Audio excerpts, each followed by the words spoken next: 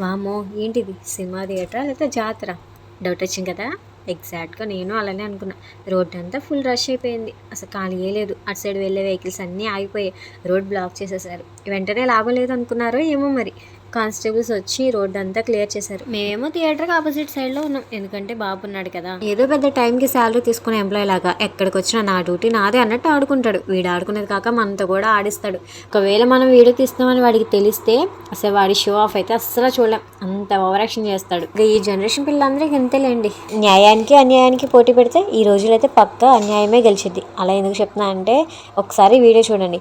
Wrong రూట్లో car వచ్చింది. అయితే రైట్ పర్సన్తో వాదిస్తున్నాడు కార్ తీయమని చెప్పి. ఆయన అంటున్నాడు మీరు రాంగ్ రూట్లో వచ్చారు కదా మీరే కార్ తీయని చాలాసేపు వాదించాడు.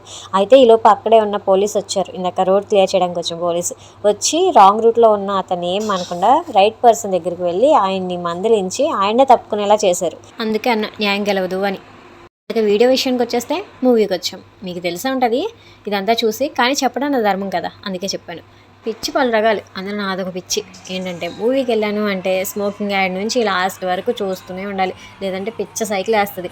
మూవీ స్టోరీ విని చూడడానికి వచ్చిన వాళ్ళు ఉంటారు, at the same time songs విని ఆ మ్యూజిక్ ఎంజాయ్ చేయడానికి వచ్చే వాళ్ళు ఉంటారు. కానీ నేను మాత్రం ఎక్కడైనా ఒక చిన్న ముక్క చూసినా అది చూడడానికే మూవీకి వస్తానండి.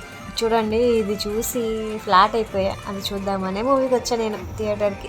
ఏంటి ఇంత చిన్న ముక్క కోసం నువ్వు సినిమాకి వచ్చావా అని మీరు అడగచ్చు. అవునండి నిజమేనండి, ఫోన్లో చూస్తే అంతగా నచ్చదు నాకు. అది చెప్పే కదా పిచ్చి పలు రకాలు అని, అదే అందులో ఇంకొకటి అన్నట్టు. మూవీ ఎంతమంది నచ్చిందో కమెంట్ చేసేయండి. ఏంటి అలా చూస్తున్నారు, మళ్ళీ పుడతారా ఏంటి? సబ్స్క్రైబ్ కూడా చేసేయండి. చాలా టైం అయింది మేము ఇంటికి వెళ్ళేసరికి. చూడండి ఎంత టైం అయిందో. సరే సరే మళ్ళీ కలుద్దాం, ఉంటాను.